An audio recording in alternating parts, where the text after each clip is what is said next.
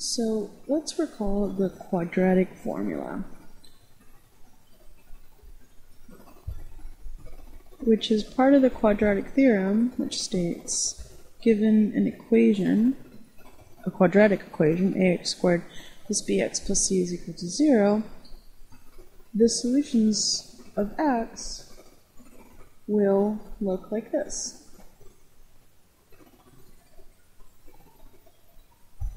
Now, I want you to know that this value inside the radical sign is known as the discriminant. And based on whether it's positive or negative, it can actually give you a lot of information about the formula. As you can see, if the discriminant is equal to 0, then we don't have any radical sign. We don't have any square root. So the only answer that's left is minus b over 2a. Or similarly, if the discriminant is negative, then we have complex numbers. As it turns out, there's actually a table which will help us, which will tell us what happens to the solutions depending on the value of the discriminant. So for example, if the discriminant is negative, then there are two complex solutions containing I, and taking a look at this formula again,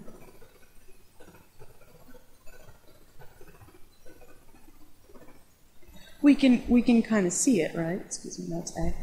We can kind of see that if this was a negative value, if this ended up being negative, then we'd end up having something like minus b plus or minus, I times the square root of some value, let's call it k, over 2a. So our solutions would end up being two complex numbers, and the reason there are two, again, is because of this plus or minus. So now, if the discriminant is 0, then there's only one rational solution, and it's sort of, as I said, if it's 0, then we're left with just minus b over 2a, which is obviously one rational solution, and since there's no plus or minus, and clearly it's rational because it's expressed as the ratio of two whole numbers. So now, for the third one, if we end up having a positive perfect square, it's going to give us two rational solutions. And you can see this if I just rewrite this formula again.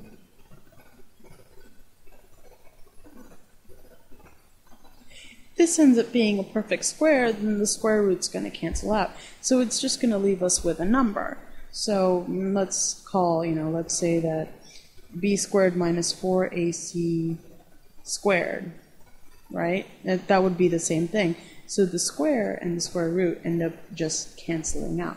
So now we're just left with minus b plus or minus b squared minus 4ac over 2a. And since these are all rational numbers, then we have two rational solutions. Two because of the plus or minus, rational because there's going to be a rational number on top and a rational number on the bottom. And finally, if there's a positive non-perfect square, you can think of there not being a square here, and just there being a square root. And any number under a square root that isn't a perfect square is going to be irrational. And an irrational number plus anything is always going to be irrational. And so there are going to be two irrational solutions to the equation. So as you can see, the discriminant is actually really important for helping us figure things out. So let's do an example to kind of make sure we get the theory here. So let's do x squared minus 3x minus 40 is equal to 0. So now the first thing we should do is label our a's, b's, and c's so that we can use the quadratic formula. So in this case, a is equal to 1, b is equal to negative 3, and c is equal to negative 40.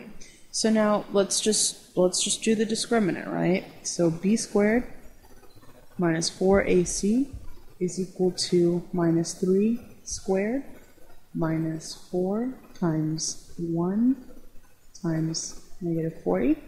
So we end up getting 9, because minus 3 times minus 3 is going to be positive 9, plus 160, which gives us 169, which is actually a perfect square, because 169 is equal to 13 squared. So if we took the square root of 169, we'd end up getting 13. So the discriminant here is a perfect square.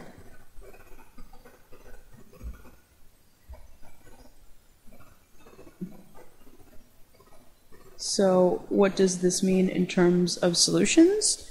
If you remember, let's go back up. Since it's a positive perfect square, we're going to have two rational solutions.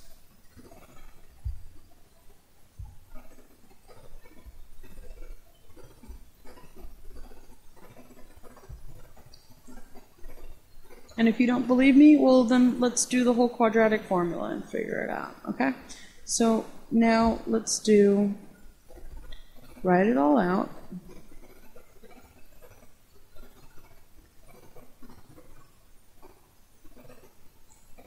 Now, minus b is going to be minus 3, and then plus or minus the square root of the discriminant, but we've already figured it out, it's 169. And then all over 2 times 1. So we end up getting 3, positive 3, obviously, plus or minus 13 over 2. Simplifying it further, we get x is equal to 3 plus 13 over 2, or x is equal to 3 minus 13 over 2. And already you can kind of see we're going to get two rational solutions, right? But let's just go. We've already gotten it started. We may as well finish it out. 16 over 2, or x is equal to minus 10 over 2. So x is equal to 8, or x is equal to negative 5. So there you go. These are two rational solutions as promised by the discriminant theorem.